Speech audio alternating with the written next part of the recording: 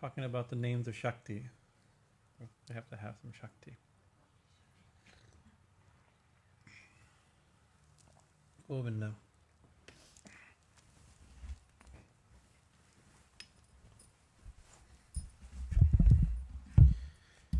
Good.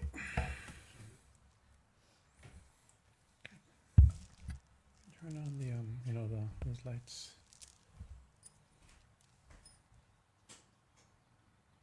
Those aren't there behind. I think behind Peter's head. Could have been Lumen Peter. There you go.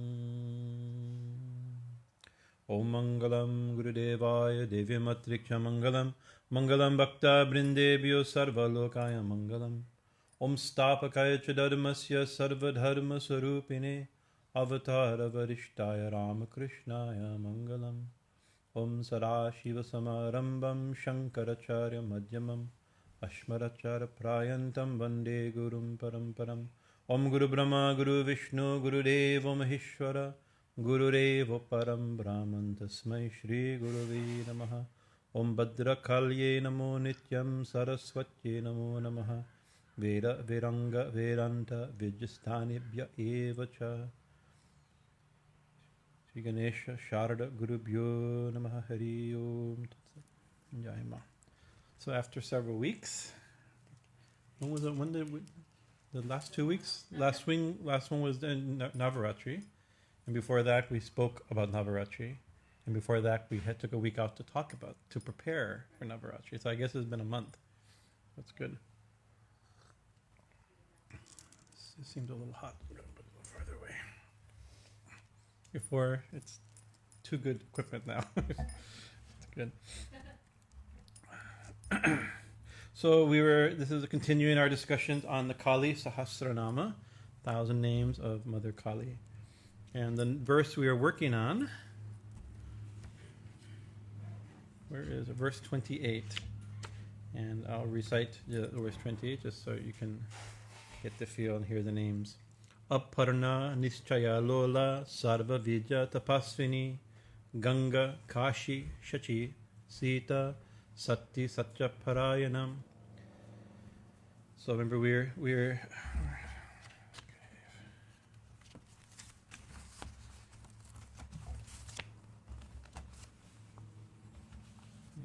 so many nice names. And the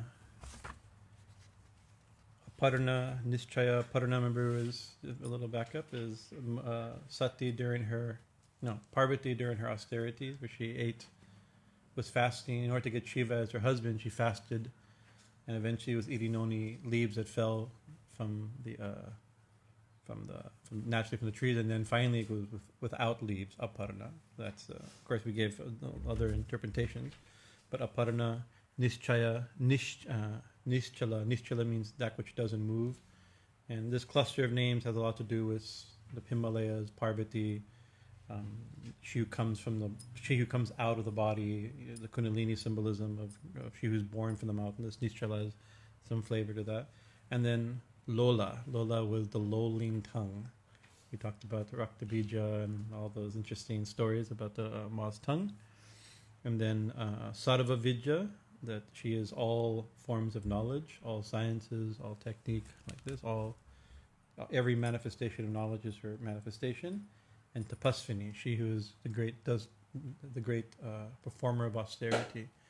And of course, this also relates to her name as aparṇā and Parvati, because she did so much austerities in order to attain Shiva as her husband. We gave some discussion about that.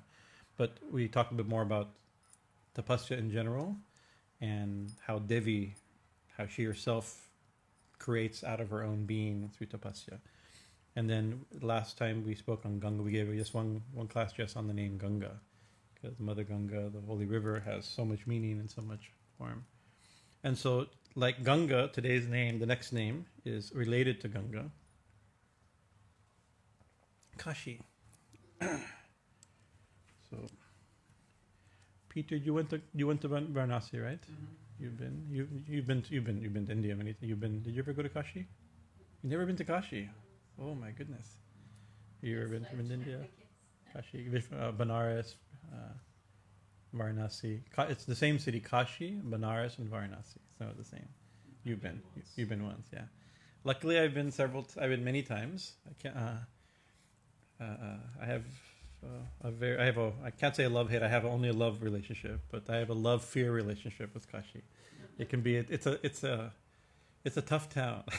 That's all you can say, But it's a divine town. I mean, it's here. You can imagine it's divine. It's here saying this is a form of Ma of Kālī, but it's not just a form of Ma. It's also a form of Kālī, and Kālī's can be tough. So it's a tough town also. But I think Kāśi Ganga are always together. They're almost. That's why it's in the same verse, the same Kāśi Ganga, śacī, sītā. The flow of the names, and it's probably the most important city along the Ganga, the holy city. Ganga starts, of course, in high. I mean, we last month we talked how Ganga comes down from the heavenly realms through the Milky Way, and then how she descends and comes into the Himalayas and then flows down. So if you can trace the places where she comes down, or where she comes out of, we begin to notice the rivulets coming out of Shiva's jata, known as the Himalayas, his matted locks. Gomukh is the most famous, right? That's when we think, the source of the Ganga is Gomukh, or Gangotri. Gangotri used to be the source of the Ganga. They built a beautiful temple to Ganga Devi there. But then, because the Ganga is coming from she comes from a glacier, right? And the glacier has receded. Of course, glaciers adjust, but she's receding dramatically. I mean, she's gone back the last couple hundred years tremendously. And of course, with the dilemma that seems to be going on, many people think it's speeding up. So there's a great danger whether the Ganga, at least the original source of the Ganga, will last. It's interesting because we mentioned last time also that the Ganga has a lifespan. I forget what it was, like 10,000 divine years. I forget the number. I don't have my notes from last month, right? And I mentioned that is judged by righteous years, right? So the more righteous people live, the longer the Ganga stays, right? And so that can be interpreted in many ways, but it's said that eventually the Ganga will stop. It won't flow eternally. She comes for a period of time to give blessings. And I was thinking there's another holy river that we're very attached to, the Narmada. And there the scripture says that she'll last forever, for all eternity. She won't dry up. And it's interesting, most of the rivers, that even their hymns and their legends and their origin myths all deal with, she's come down to earth for 1 yuga or for 10 yugas, and then she'll return back to heaven or something like this. The Narmada, she comes to earth and she'll stay in earth. She'll never leave.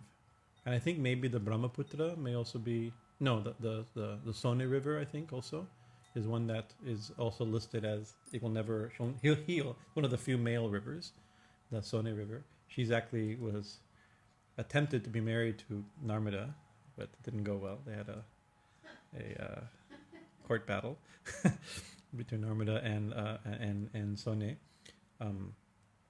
But interesting, because Sone River and Narmada come from the same place. They come from the same hill, right? But they come from underground springs, not from glaciers. The rivers that are listed that will only last a certain amount of time are rivers that have a limited. I mean that limit was seen by the sages. There will be a time. So of course, the drying up of the Ganga, we can imagine the civilizational shift that would entail, for sure. Because you see, when the Saraswati dried up, the whole Vedic tradition, major shift, right? And it's like I mentioned last time. Then it switched to the Ganga Yamuna basin before it was the Indus-Saraswati basin. Then it switched to the Ganga Narmada basin. But so the Ganga, the holy cities along the Ganga, it starts at Gangotri, and then goes down. Then we have Haridwar, right? Where she comes down to the plains, and becomes a gentler river, and then it moves along, and then the next major Chaitanya, most major place, is I think first it hits Allahabad first. I think Prayag is one of the important Prayags. There's many Prayags. There's Dev Prayag and Rudra Prayag, and all these rivers meet, and slowly they go to build the Gaṁgā. All these streams come together and become the Gaṁgā, and then finally in Allahabad and Prayagraj, they join just the Yamuna, and then at one time maybe even still now, mystically or subterraneally, the Saraswati also joins there. But then the big city that it comes to is the most important city for religious conception is that of Kāśi. Kāśi, with the other names of Kāśi is Benares and Varanasi. So Kāśi, the name Kāśi is a name of a city is in the Sahasranāma. So maybe there's a benefit of just saying the name Kāśi is saying one of Kāli's names and therefore purifying. Right, so thinking about Kāśi, meditating on Kāśi must be purifying. There is a whole category of hymns called the hymna literature that describes like the glories of a place, like the Gita. There's a Bhagavat Shimna hymna, like that's the glories of Shiva. So there's a category of medieval texts on the glories of Kāśi. And our friend Trisho, Dr. Travis Smith, he's a Sanskrit scholar. We know him as Trisho. That his doctoral work was on this category of literature. And I remember he's always going to Benares in order to look for the last little scraps of the decomposing manuscripts, uncopied manuscripts of these ancient texts or medieval texts. And I always said, why don't you come to Allahabad? It's like 2 hours away. 3 hours, at that time 3 hours away, now 2 hours away. The road's a little better. 2 hours away, And his answer is he'd always quote, because he's an expert at these hymns, so he'd always quote one verse that translates. And one of the verses he liked to send me, or he sent me at least once or twice, he says, upon attaining Kāśi, one should immediately break one's ankles and shatter one's kneecaps, something like that, to guarantee that one won't leave Kāśi. Right, so once getting there, why would you leave? That was the thing, right? That it's so divine that you once attaining it, one should take any steps necessary that one wouldn't even by accident leave Kāśi, right? So divine. Of course, there's another reason for this is Kāśi is connected with, it's believed it's Muktidham. We'll go into that a little later.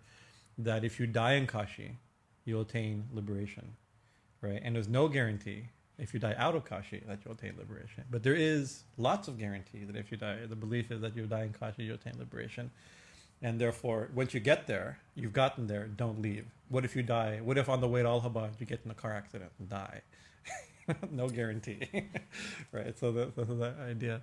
And then I joke with him as like, he's a scholar from, I forget maybe he was at Berkeley at that time and not some other school.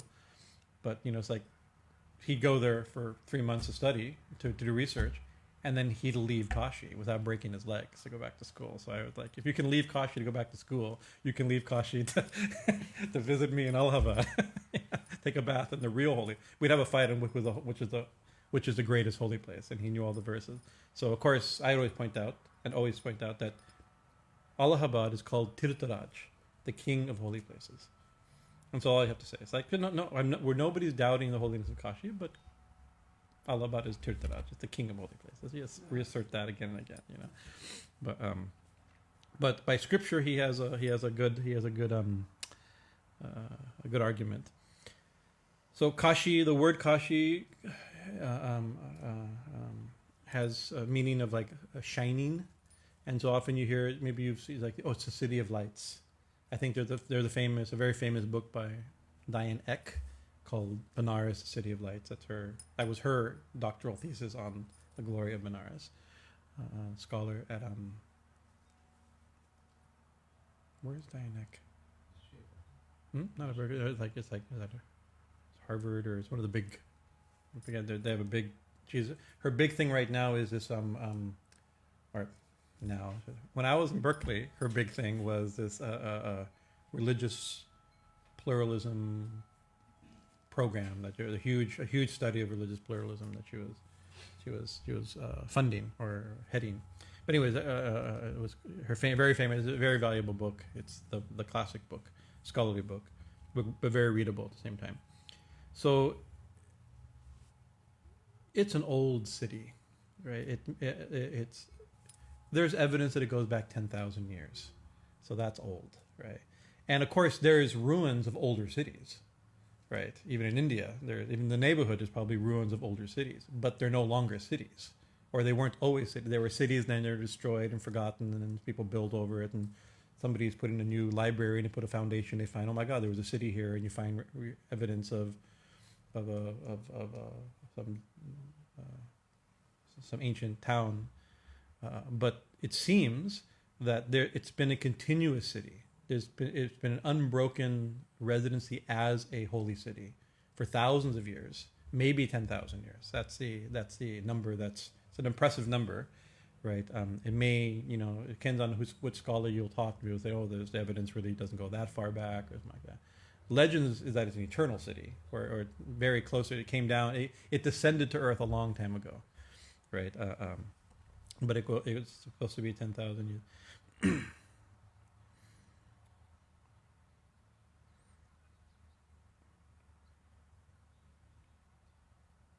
There's a very famous quote I wrote down, or copied down, it's like the famous quote by Mark Twain about Benares. When he went to India, he has his journals there. He had a very interesting. Mark Twain's a very edgy writer, and a outspoken atheist, right? And a critique of religion like that. But he actually liked, and he met a lot of important saints in India and was impressed by them, right? And but he's such a witty person. So everything he said is like witty. So he made a statement about the famous quote: "Benares is older than history, older than tradition, older even than legend, and looks twice as old as all of them put together." It's old, and it looks really old, And he also met. I think he met maybe there's a saint that Holy Mother met, Swami Bhajanananda. I think maybe it's one of the saints at Nagababa that he met. Some famous people that he had some experiences there. The idea of Kāśi. I have a guru by my friend Carlos, my brother disciple Carlos. All the pictures of our Guruji were taken by him, so if you have most of the nice pictures. But he's done a little writing that at a time of need, the eternal Kāśi, the eternal city of Kāśi, descended from the spiritual realms, right, and landed onto this plane until a certain point when the Kālī Yuga is too deep or something like that. So the legend goes, it will go back to the heavenly realms, leaving nothing, right? While this world will be destroyed, even at the end of time, this world, the causal waters will destroy name, form, planets, universes, right? At the end of yugas and kalpas and manvantars and like the days of Brahma, but Kāśi will remain. There's another city, also the same type of spiritual city, is Jagannath Puri in Orissa. That's also, they have a similar idea, is that when the waters of dissolution destroy not just the planet but the world, Kāśi floats on those waters. And when the universe is put together, Kāśi again, Puri again descends. So Kāśi is the same way. It again descends. Even at the end of time, Kāśi is it's not just old; it's eternal. So that's a very nice. And it's believed that it sits. If you ask sadhus, I've asked sadhus, tell me something about Kāśi. Drinking tea at a chai stand, and very often they say, it's on the tip of Shiva's Trishul. It rests. So there's a cosmic geological Trishul, that right, and on the center, I think it's a center spoke. Let me double check. Yeah, the center spoke, Kāśi sits, right. And this is interesting why it's connected to Kālī also, right. On the northern spoke is Omkareshwara. Omkareshwar is an island shaped like an Om in the middle of the Narmada River, right? Very amazing place, right? And then to the south is Kedareshwara, or Kedarnath, right? Of course, it's not South India, but this is the way it's usually understood. And so these are also 3 Jyotirlingams. These are considered 3 important Jyotirlingams. But the center one is where Kāśi stands. And there's also a tradition in Kashmir Shaivism, they have mantras to illustrate this point about the 3 spokes of Shiva's Trishul. The central spoke, right, there's Brahma, Vishnu, and Shiva, there's the 3 Shaktis of Icha Shakti, Kriya Shakti, Jnana Shakti, the 3 deities that control them of Lakshmi, Saraswati, Parvati, like that. And on the center one is Parvati, it's the main Shakti. But above the central spoke, right, is Mahakālī.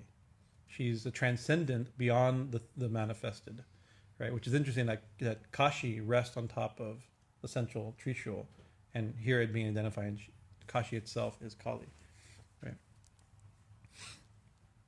There's so many stories. I mean, whole seminars just on Kāśi, but one story that I was reminded, thinking about these.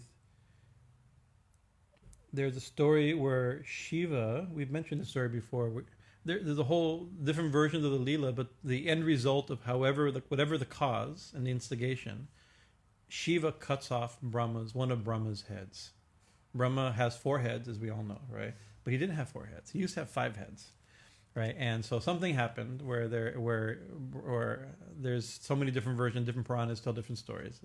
But for whatever reasons, maybe Brahma needed his head cut off, right? Maybe he had it coming, right? And needed to be humbled, right? Or maybe that's one version of the story, that he thought, I am the most important of the Trimurti, and Shiva got angry with his egotism.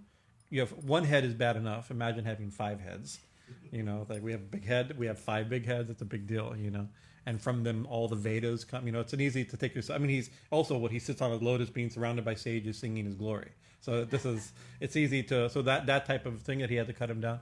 Others that he in order to get something accomplished, Brahma was saying things to upset Shiva, and elicit such a response, right? For whatever the reason, Shiva with his Trishul cuts off his 5th head, right? And now he has his 5th head. But once he cut off Shiva's 5th head, Brahma's 5th, Shiva also has 5 heads, that's a problem.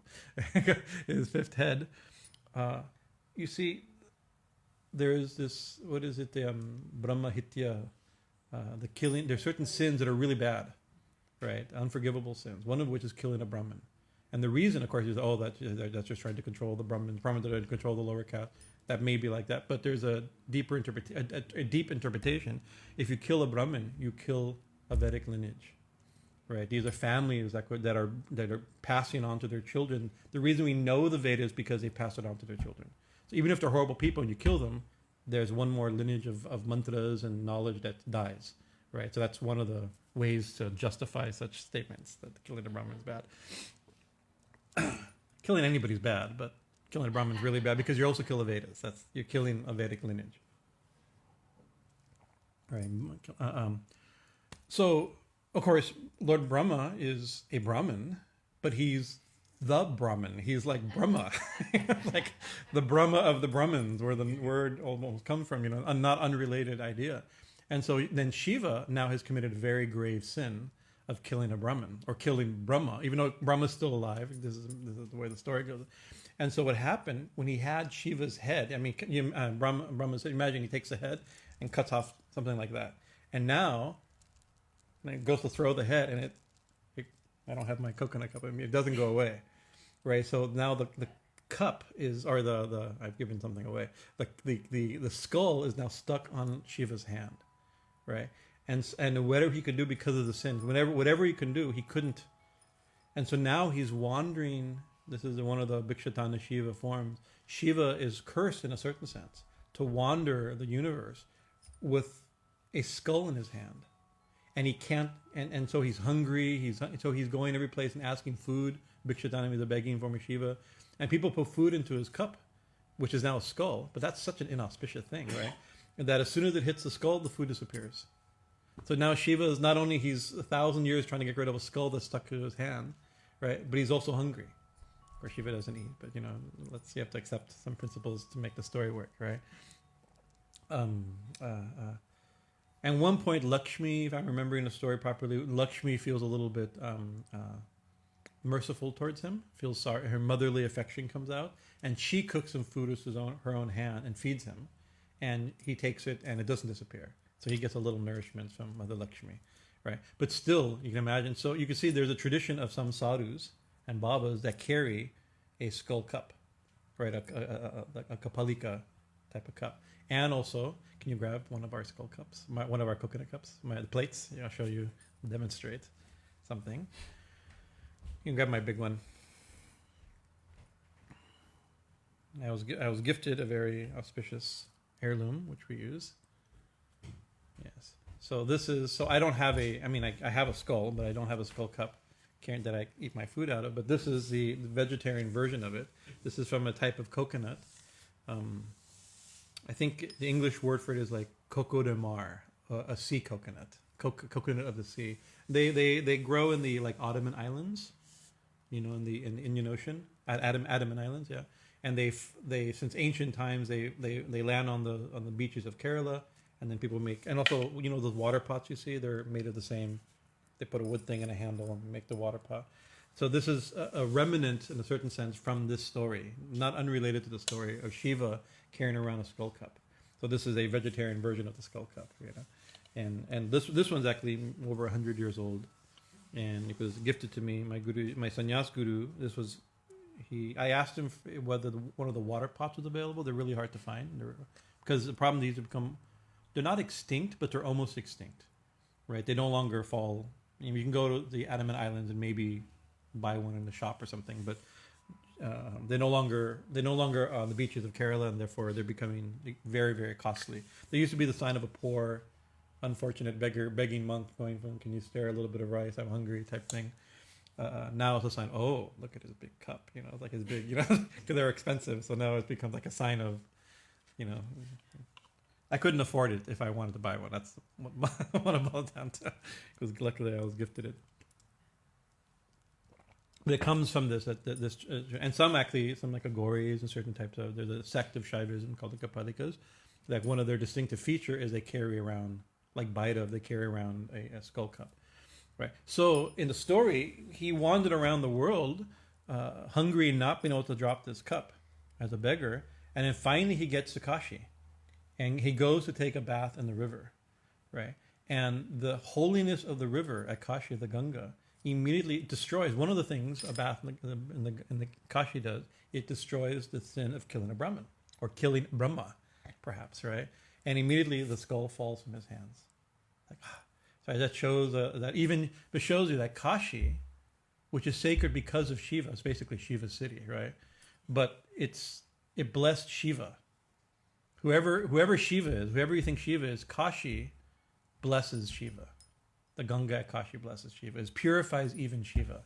So what must Kāśi be? That's kind of the way the stories are told, There's another story that Parvati, when they were there, Parvati,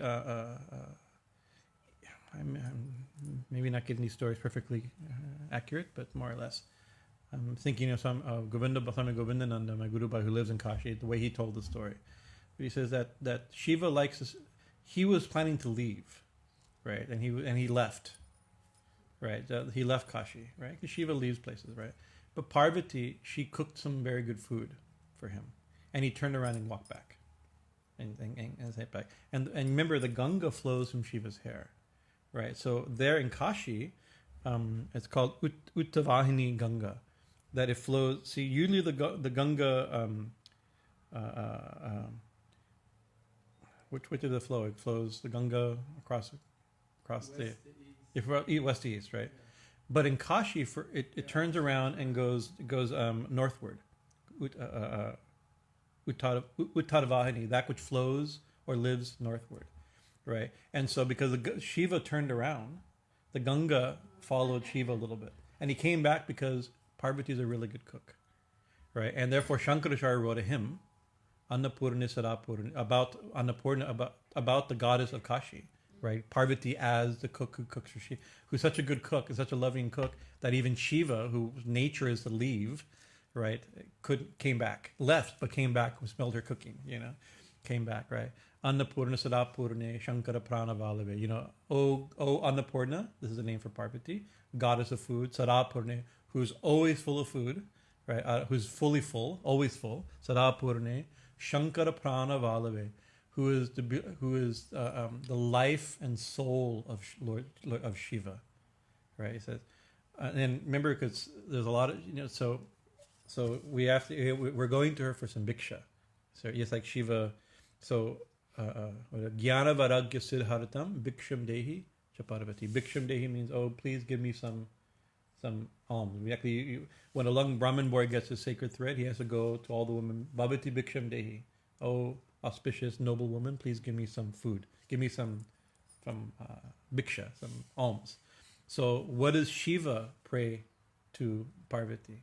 The real, or what do we pray for her? Not just food. We pray for jnana, vairagya, and siddha. We want knowledge, we want renunciation, and we want perfection. Okay. So it's the Annapurna Stotram this is the final verse of Annapurna Stotram. Famous verse, but the whole thing is extremely beautiful in describing this lila and this quality. Right? So the goddess of Benares is Annapurna. Right? And so the most important temple at Benares is Kāśi Vishwanath temple, right? Very ancient, one of the Jyotirlingams, extremely ancient temple. But just near walking distance is the Annapurna temple, where he is. Why is he sitting there? Because Parvati is a really good cook, and she's just around the corner cooking something nice. You know, kind of the mood of the thing. Annapurna. And actually, the Kāśi Vishwanath temple for many years was one of those temples that non-Hindus weren't allowed. And even now, non-Hindus aren't allowed, but it's no longer Hindu by birth. Now, as long as you're a Hindu and by faith and by belief and by culture and by dress and by behavior, and you show your passport, you can use to get in, you know. You drink things, yeah. But now I think it's easier as long as you go through the proper channels and have the proper respect, people can get in. But 20 years ago, it was impossible. It was like not just not possible. It was not possible. It was very unlikely to get in, right? But Annapurna, she's a loving. Shiva's sometimes a little rough. You know, he's not that attached to any of us, so it doesn't matter to him whether we see him or not. You know, we may have a strong desire to lead towards Shiva, but Shiva doesn't care if we see him or not. So he's not going to go out of his way to make it easy for us. You know, but Annapurna has always been open, right? So you can if you don't get to many people who don't get to see Lord Shiva, they can at least they get full blessings of Annapurna. The priest will put garlands on you, you can get the full satisfaction. And actually, we have an Annapurna Murti. Where is she? Above Holy Mother, on the white shrine above Holy Mother. There's a little there's a lion there. There's also a Murti of Annapurna. I'm not sure if that's the original one or not, but Usha actually went. This is one of the times when we weren't allowed. Now she's gone many times to see Kāśi Vishwanath, but one time she went was Purnadas Bal and his wife, and was not allowed in, and was very upset. So they took her. They bought an image of Annapurna, offered it to Annapurna, and so we, Ma never rejects us. Ma will let us in, and so that's still being worshipped on our shrine after all these years. Right? Annapurna. The name Kāśi, there's also in the scriptures Kāśi, the name Kāśi is there, and the name Varanasi is there, and Varanasi has it's an exact definition, right? It's the Varuna and the Ashi. There's two rivers that flow into the Gaṁgā. There's the Varuna river and the Ashi river, right? And so Varanasi is the spine, is the place between the Varuna and the Ashi river. That's the Chaitara. So if you want to die and attain liberation, you have to die on the certain side of the river and between these two streams, right? And there's many on the glory, the bathing at the junctures, but now you wouldn't. Unfortunately, the Gaṁgā is very dirty, we know, right? But the Ashi river is like a sewer. It's like you wouldn't even look at it. What to speak of. Maybe it's been cleaned up. I don't know. I haven't been there in many years. Gaṁgā, they say, is 2% cleaner. It looks a little cleaner from Varanasi. But it's not that. It hasn't actually been cleaned, unfortunately. But the Ashi River is. It's described. Oh yeah, across the river with the sewer ditch. That's how they describe it almost. It used to be an ancient holy river stream, right? But so where Varuna and Ashi River meet, this is considered. That is the place, right? So it's also known as Banaras. Banaras is a fairly recent name. Some say, oh, there was an ancient king. There's a Banada, an ancient king named Banada, and therefore it's known as named after him. That's unlikely. Most people probably think that there's a lot of Bengalis. There's always been a lot of Bengalis in Varanasi, right? In Kāśi, and even now there's a lot of Bengalis, and Bengalis love Kāśi. You know, it's a common pilgrimage place, but a lot of Bengali neighborhoods and culture there, and so it may be most likely a Bengali pronunciation of Varanasi became Varanasi, and then it changed over time. It migrated the sounds to Banaras. I think that's probably true, right? And it's a place of ancient. So it's the most famous temple is the Kāśi Vishwanath, of course. The second most famous temple is the Kedarnath Lingam, the Gauri Kedar. It's called, and that is one of my favorite temples in the world. And there's anybody just walk right. There's no restriction. There's no, you don't have to show ID. You just walk right. You know, prove anything and put special marks on your head in order to pull it off or something. It's no problem. You can go right in, and very special. But actually, so you have Kāśi Vishwanath. That's the main Jyotirlingam. But Kedarnath, there's Gauri Kedar. That's supposed to be the Shiva of Kedarnath, which is in the Himalayas. And you go somewhere else. There's also Omkareshwara. There's another Shiva Lingam. That's the Shiva from the Narmada, Omkareshwara we mentioned, right? And you go somewhere else, and there's also the Somnath. There's a Somnath temple, right? It means that all the Shiva Lingams, all the Jyotirlingams are found in Kāśi, right? And so that's interesting. That that the idea that why would you'd have to like we live here. We live in a beautiful holy place, right? And very comfortable, beautiful weather, a lot of comfort, right? Not much austerity as far as just surviving like that. We have hot water, right? And not long lines and for gasoline. We could do it spiritually, and we have Ma. So there's not a good reason to leave. Right? We live on pilgrimage. Right? That makes sense. We should going on pilgrimage soon. But where do you want to go on pilgrimage? I want to go to Kedar. I love Kedarnath. I'm becoming a great devotee of Lord Kedar in Himalaya. He loves Kedarnath, right? But they would say, oh, once you get to Benares, you don't have to. Kedarnath is right there. You can go right. This exact same thing. He's always living eternally in Benares. And what about Somnath? Yeah, so Somnath, you can go to Gujarat. That's fine, right? It's beautiful, no doubt, right? But why do you have to? It's right here, right? You don't have to. So every tirtha, every holy place, there's a Balaji temple. That's Vikanteshwara. He's also there. Every day, all the main shrines of all India are considered. But they've been there. I mean, they're old. These are old. They're not like modern temples. Oh, we have to build one that represents Sakshineshwar or something like that. These are old shrines, ancient shrines, hundreds of years old at least, maybe thousands of years old, right? So many. It's so many temples, right? And another thing is there's been since ancient times so many saints, right? If you think of so many of the saints that have made Hinduism as we know it, and especially North Indian Hinduism as we know it, that it maybe even saved Hinduism as we know it during the invasions and colonial attempts, right? Like for instance, Tulsidas. Tulsidas is actually maybe here in California in our group where we have a pan-Hindu culture, or we have Bengali culture and a pan-Hindu culture, right? So Tulsidas is one amongst many, right? But if you go in Allahabad, I've done it, you're at a tea stand and anybody you're talking to, you're having a conversation with some gentleman at the tea stand or the tea seller itself, right? Immediately will start quoting in Tulsidas, the Tulsidas Ramayana is called. Rama Charitas Manas, right? People know it by heart, right? And especially if something to do with where they are. Like in Allahabad, people immediately quote when all the verses where Ram was in Allahabad, when he crossed the boat, when he went to the Bharadwaj Ashram, when he saw the trees, that tree, and they immediately quote. Everybody knows this is and it's.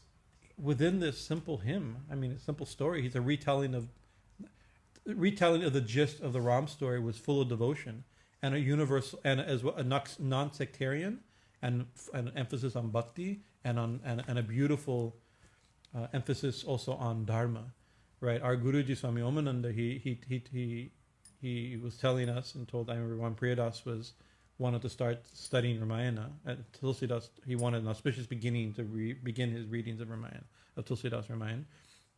And Guruji said, it will tell you how to be the perfect son, how to be the perfect husband, how to be the perfect wife, how to be the perfect father, how to be the perfect king, how to be the perfect servant, how to be the perfect master, how to be the perfect lover. I mean, like point by point, it's like it shows how to be the perfect sannyasi, how to be the perfect household, whatever your businessman, warrior. It's like it's a highly idealized verses. I mean, it's ideal, but they shine in our minds, you know. And of course, you go to a place called Tulsi Ghat. There's one of the 108 ghats or more ghats that are there on the bank of the Gaṁgā there in Kāśi. Tulsi Ghat is and it's likely that this is where Tulsi was. If not, it's close to where he was. You know, it's long enough ago that the history gets a little messy. But you can go to a place where, like, oh, this is where Tulsi wrote the Hanuman Chalisa, right? The original Hanuman Chalisa is in his own hand, is still in his family possession at Tulsi Ghat, right? We know somebody who used to sleep in the room with the original.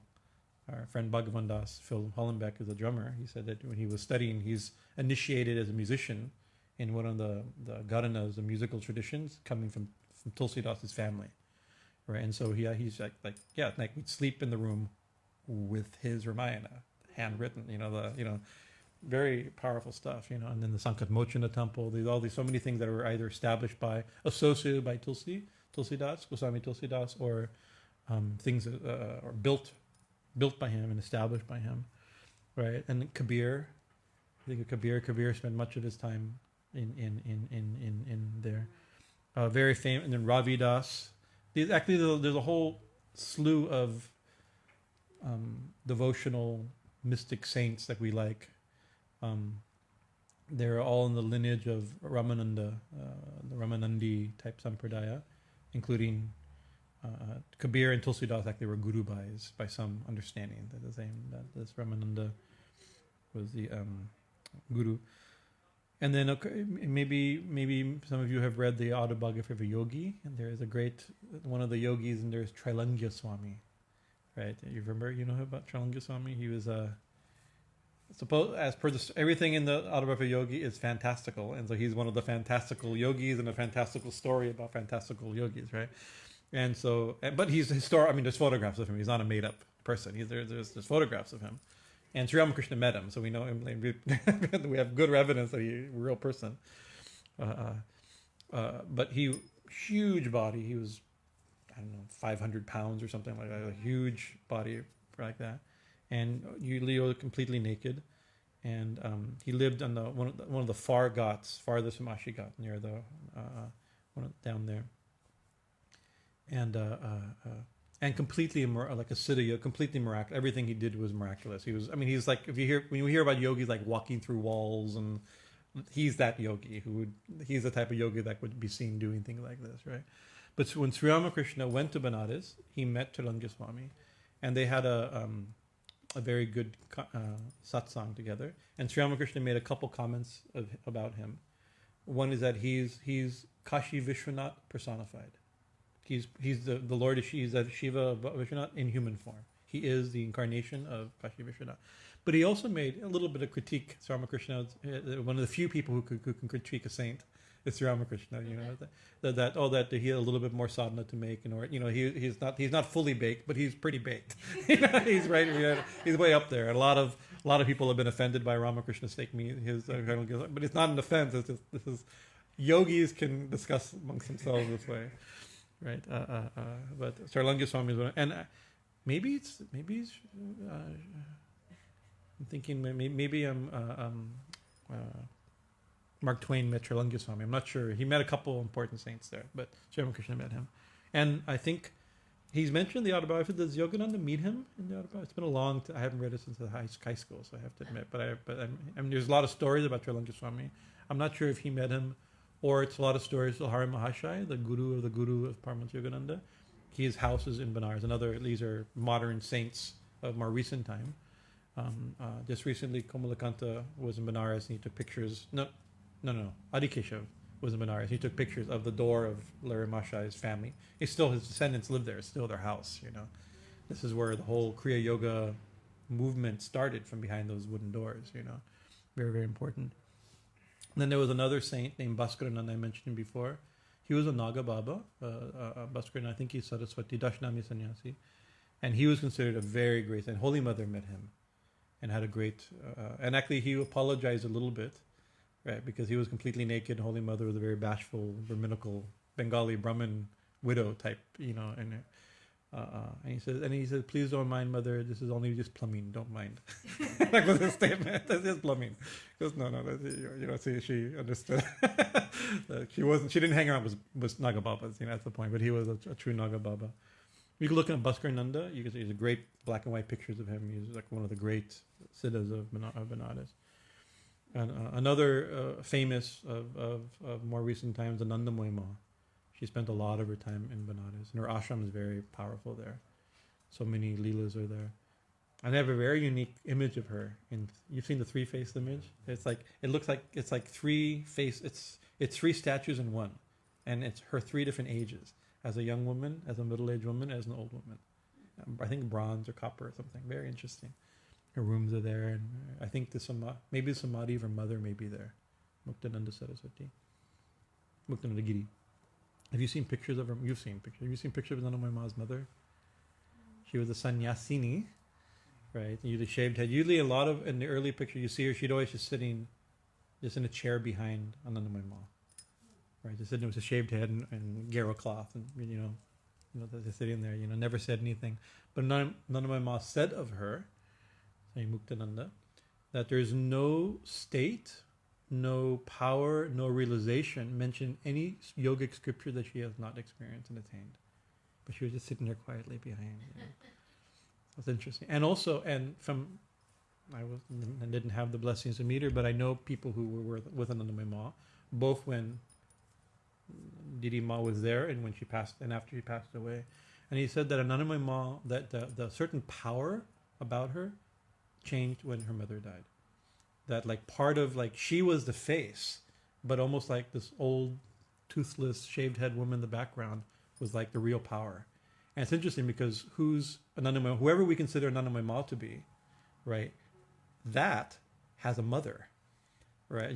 There's something about the mother or the grandmother, or it's like Jesus is God, the second person of the Trinity, the creator of heaven and earth. Yet somebody gave birth to him. So who's she? There's a power, there's a source. He may be powerful, but where is the power coming from? Type of idea. Now, and usually we would, Anandamayi Ma, the blissful mother. But from those who knew her that we've met, they said she did not manifest motherly. People tried to mother, right? That she was like this is a cosmic sage, and she says she's Purna Brahma Narayana. She never said I'm Ma, I'm Kālī, I'm Durga, I'm your mother. Come here, babies, or something like that. It wasn't like that, She was, But whoever she was, whatever that unique manifestation in human history, Anandamayi Ma, and a lot of it took place in Benares. Her mom is even more mysterious, for sure. And then, of course, Sri Ramakrishna also went there. You want to close? You can close. Yeah, you can close. Just get it. The wind's going to start coming in. Thank you. What is it? Sri Ramakrishna, when he went on a pilgrimage, it's a little uncertain. There's some scholars are debating whether he went twice on pilgrimage or once on pilgrimage. It was a long pilgrimage. He went with Mathur Babu, the manager of the Dakshineshwar temple, and part of they went to Vrindavan, they went to Allahabad, they went to many places, including Benares. I think in my mind, they were there for months, but I think more recently I read they were only 3-4 days. He was in Benares, right? And so he had some interesting experiences. For starters, he considered it so holy that he wouldn't go to the bathroom in Benares, in Kāśi. It was so divine, right? That he'd take a boat to the other side. And Benares has the thing, if you die on this side, you're liberated. You go to the other side, you go to hell. And so there's this ancient city, and on the other side, there's just sand. People go there to go to the bathroom. And they grow pumpkins, and they use the sand to grow appropriate things that you grow on the Gaṁgā bank and the sandy bank of the Gaṁgā, fertile yet sandy things that grow in fertile sand, right? So the farmers over there like that. So he would actually go there. Finally, I think it got too much, and then he just started going to the bathroom like in a more normal way. But he considered it so holy. And then he also had the thing, I mentioned it last time, that he's had this line that Gangavari Brahmavari, that the water of the Gaṁgā is liquid Brahman. Right? He says that while Brahman is everywhere and everything is non-different from Brahman in some sense, in certain other sense, some things are directly Brahman. He said the Gaṁgā water of the Gaṁgā is Brahman, the dust of Vrindavan, the prasad of Jagannath, and then he added, after going to Benares, it said the very atmosphere, the air of Benares. Right? Just because that is the air, he considered it so charged. It was directly Brahman. Right? I'm happy to have breathed. I've gotten all four of them in. I've drunk Gaṁgā water. I've eaten Jagannath prasad. I have dust from Vrindavan, and we've breathed the polluted air of yet the non-different from Brahman, yet also highly polluted air of Benares. How that works, I don't know. Right, and then he also went on a boat, and there's a very famous, the most famous burning ghat. Thousands of people get cremated there. There's 3 burning ghats in Benares. The main one is the Manikarnika Ghat. And he was on a boat, and it's a very common thing. If you go to Benares, you take a boat ride, and it's a very extremely beautiful, especially at sunrise or at sunset. It's very incredible. The aesthetics is overwhelming. So he went on such a boat ride, and when he got to Manikarnika Ghat, he saw 2 things. He saw the city was made of gold.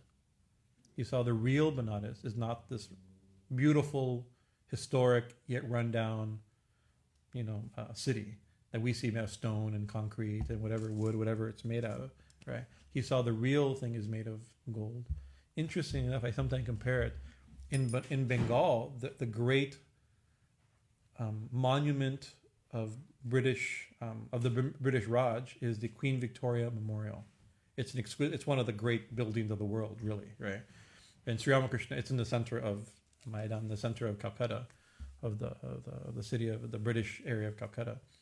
And one time Sri Ramakrishna said, "Oh, I went there and saw, and Mother revealed to me, right? It's just bricks stacked upon one on top of the other, right? Now it's just a stack. It's just a pile of bricks. This glorious building, Benares, this rundown old city, right? He saw is made of gold. That's one thing. From his spiritual vision, he was seeing what it really was, right? The other thing he saw that as bodies are being cremated, he saw Mother Tara, Mother Kālī, form of Tara, the cremation form of Kālī, and one of Tara's things, like Kālī holds a sword, Tara sometimes seen with scissors, right? Either a different type of sword or a scissors, right? And he said that she'd see go from body to body and cut their karmas away, right? And then she sees Shiva go from body to body and give the Taraka mantra, the liberating mantra, right? And then he saw the souls leaving and going and becoming liberated. And so this is because the question is, like, how do you become like the scriptures? What if you die in Benares, you're liberated? How does that work? It's like the scriptures. I mean, of course, there's scriptures that say, if you want to quote scripture, the scripture says you die in Benares, you're liberated, right? But other scriptures also say, as long as one has selfish desire or karmas, one is reborn. If even any desire, as long as one does not have knowledge, without knowledge, it cannot be. There has to be rebirth, right? Ignorance would lead to birth, and therefore knowledge is. And so, dying in a city doesn't give you knowledge. Dying in a city doesn't mean your karmas are finished. Or Sri Ramakrishna one time, interesting. I was recently meditating on this one line when Hazra, and one of the characters in the gospel, says that I think it's like Hazra is like, I think it says in the Vedas, right? Or he's quoting something like that you have to only in a woman body can you attain liberation, right? That was his challenge to Sri Ramakrishna. And Sri Ramakrishna, and he said, what about he starts mentioning like 4 or 5 famous females that are considered liberated, right? That's ridiculous. They all attain liberation through devotion. Right, and then he says only devotion would lead to liberation. That's Ramakrishna. It could be knowledge leads to liberation, pure bhakti leads to liberation, right? Or being completely free of desire leads to liberation. being free of any fructifying karmas leads to liberation. How does dying in Benares lead to liberation? That's the question, right? But Sri Ramakrishna, so that's one answer. It's like, oh, what about their karmas? Ma herself is cutting off her karmas, right? You know, do they have knowledge? Shiva himself is initiating them to the liberating mantra. If that's what's happening, it satisfies all the requirements. You can be, you know, have knowledge, full devotion. Swami Chaitanya, he told the story where he go to Benares. He's told so many stories about interviewing the Swamis in Benares, right, from his latest books on the old sadhus of the Ramakrishna mission. And there's one, he says, so I have a question. He does to one sadhu in Benares. It says that if you die in Benares, you attain liberation. Yes, it says that. But Vedanta says, right, that only with knowledge one has liberation. Right? They can't both be true. Right? And then the Swami is like, wait, what's that? We've all come here, you rascal young man. This is the fault, the nature of youth. We're old men. We've come to die in Benares. Now you're trying to ruin our faith. That dying here, like, you know, young people can say, old people, you don't say this, old people who've come to Benares to die. And there's many people doing just waiting to die, and they're going to die there.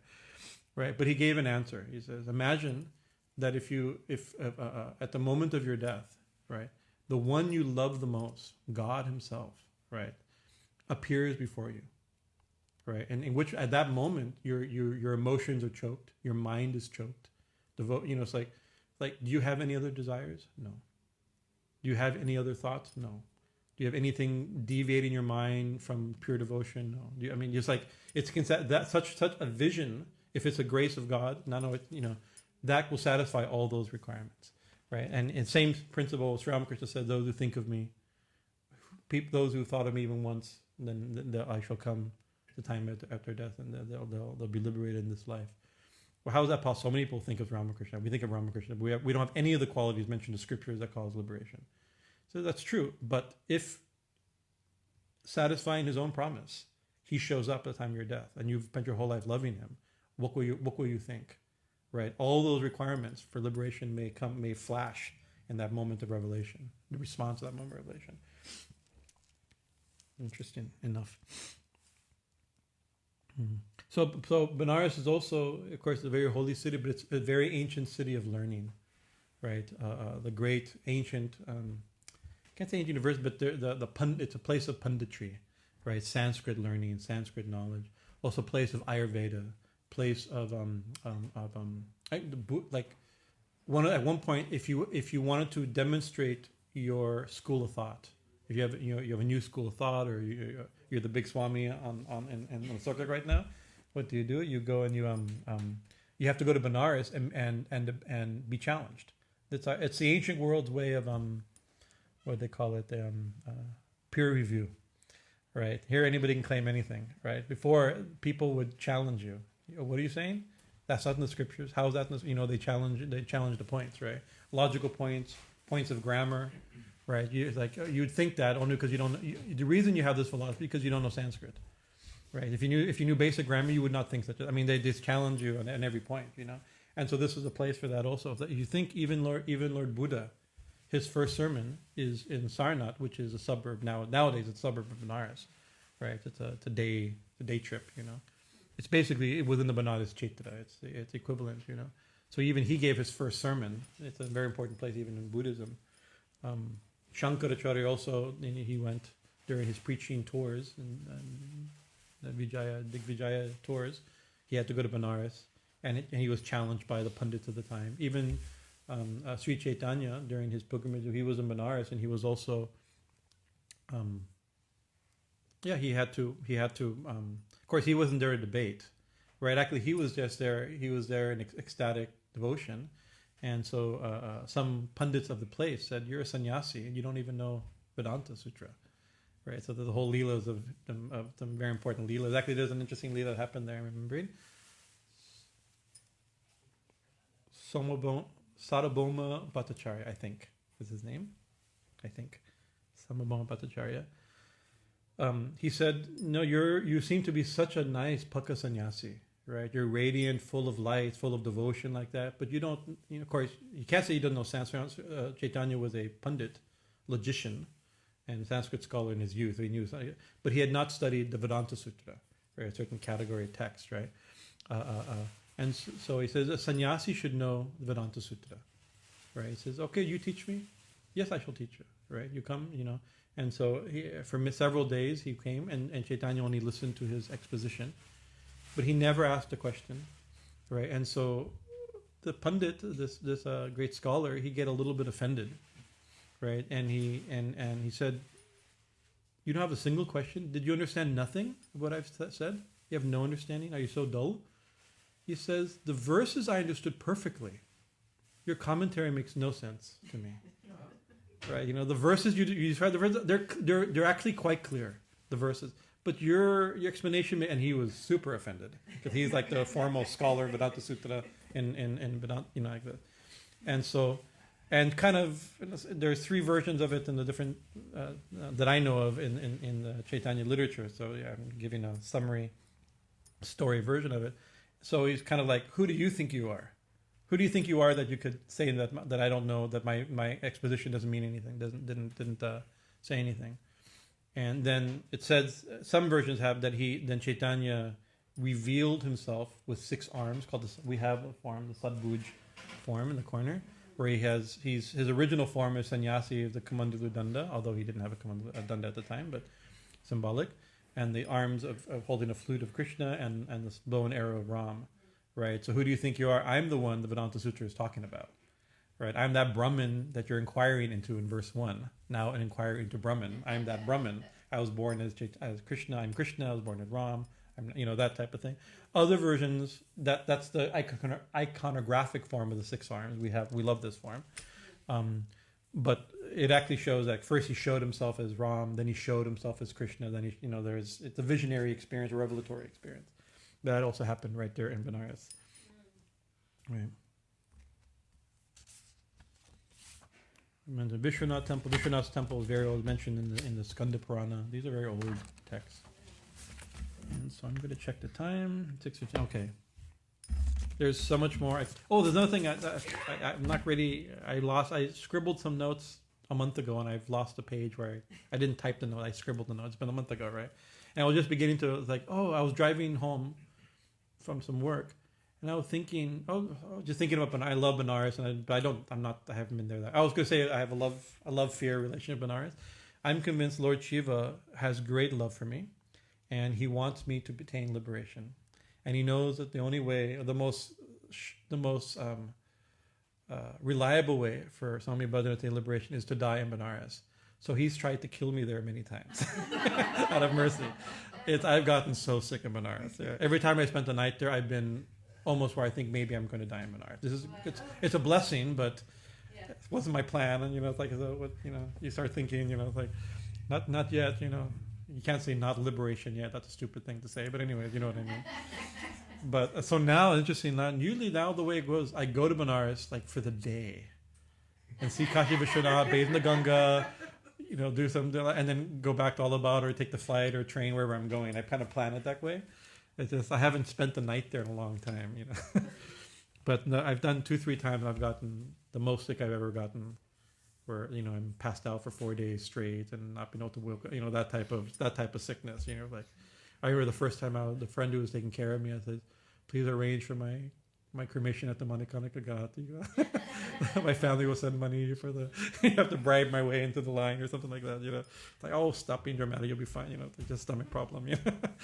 But but I was thinking about Benares. I'm thinking, we can talk about Benares. I can tell stories about the saints and its history and its topography and all those very fascinating things. But it's listed as a name of Kālī. Why is it a name? In the Kālī, it's not just like a name, the names or holy things associated with it. Why is it? It's a name of Kālī, like Chinnamasta and Lakshmi and all these guys. Why is she a goddess? How is she Kālī? How is it she? And then I remembered, there's something, and I had to look, and I looked in that Diane Eck book, and there the stories. If you want to look to know this, you can from my notes. But the things I scribbled were from the Diane Eck book. Sorry.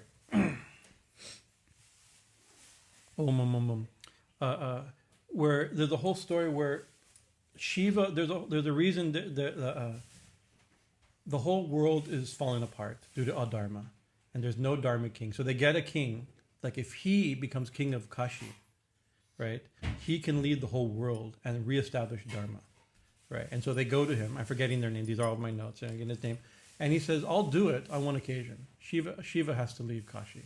There's no two gods of Kāśi, right? And so they go to Shiva, and they know that he won't like it, right? Shiva and all the gods have to leave Kāśi, right? Because they're going to take my position, right? I'll do the job, but I have to be in control, right? And so Shiva leaves Kāśi, and all the gods, all the rishis, all the tirthas, everybody leaves Kāśi, leaving the king, and he does in fact lead dharmically, and the whole world comes up, that type of stuff. But then Shiva begins to long for Kāśi, right? And it's described almost like a broken-hearted lover, separated from his beloved, this type of thing. So Kāśi is Parvati in the story, right? He longs for her in the same type of way. And so then he begins to send, Brahma, you go and check it out. See what's going on. Or he sends some yogini. He sends Brahma, and Brahma goes in and he hides, and he realizes he's not gonna. It's not ready. And he says, well, since I'm already here, and I love Kāśi, and if I go back to Shiva, he's gonna be angry with me because I didn't get my job done of getting rid of this king and letting him come back. I'll just stay here. Right, and then he sends the 64 yoginis. So there's 64 yoginis. So bit by bit, all these rishis and sages and devatas, Shiva goes, go check what's going on and come tell me, or go fix this, get rid of that king, or do something. The whole series of stories. But finally, heaven's empty of gods. There's no yogis. There's no yoginis. There's no Brahma, Vishnu. Everybody's Lakshmi. Everybody's missing.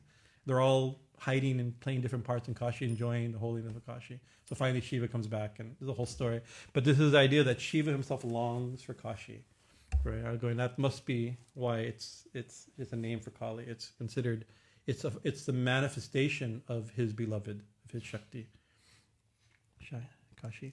So I think it's, so the next name is Sācī, and then Sītā, and then satī. I don't think in 10 minutes, I don't think we can get any.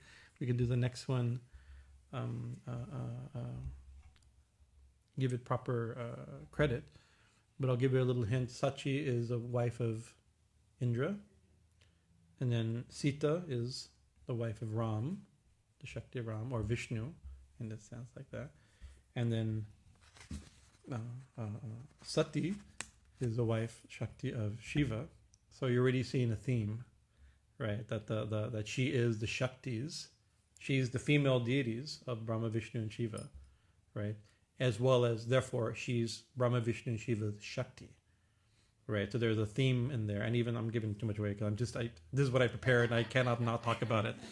This is the only thing I prepared today. Everything else is from notes from last, unlooked at notes from a month ago, right?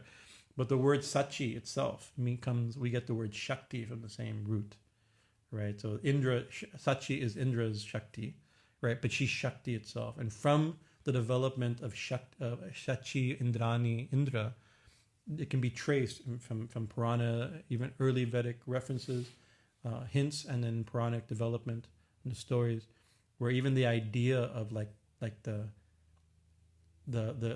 consort of the main deity being the primary Shakti, that idea comes. So I think it's very interesting, this little cluster of name of Sācī, Sītā, Satī. Very interesting collection. So I'm excited. So maybe next week is Shama Kālī Puja, so we won't have class.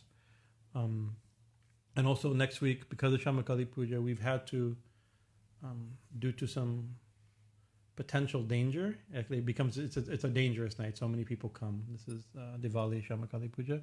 So what we do is that we're open in the morning, regular time, 10 till 12, and in the evening, 6 till 9, we're open an extra hour.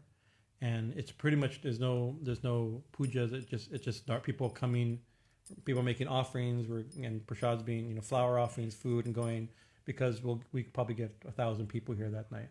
And so we need to keep the flow going.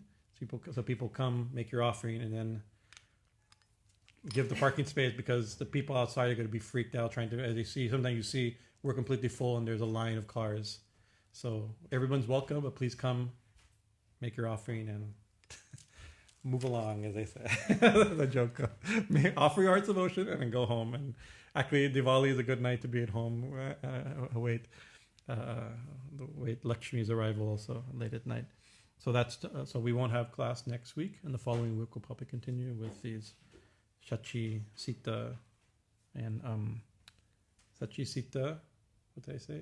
Satī and śacī. Oh, the final one, satyaparāyaṇā, and that she is satyaparāyaṇā, and she is the ultimate goal of everything. She is the point. That's another way of saying it. So the point of what? The point of all this, everything, including śacī, sītā. Sorry, we'll develop this next. I want to just start my talk now, but we'll have to be disciplined, which is not my strong part. So thank you for your kind attention. Are there any questions, comments, observations, stories? We actually have 4 minutes or something, theoretically. Hari Om, Hari Om, Jai Ma, Jai Ma. Okay, that settles it. Hari Om Tat Sat.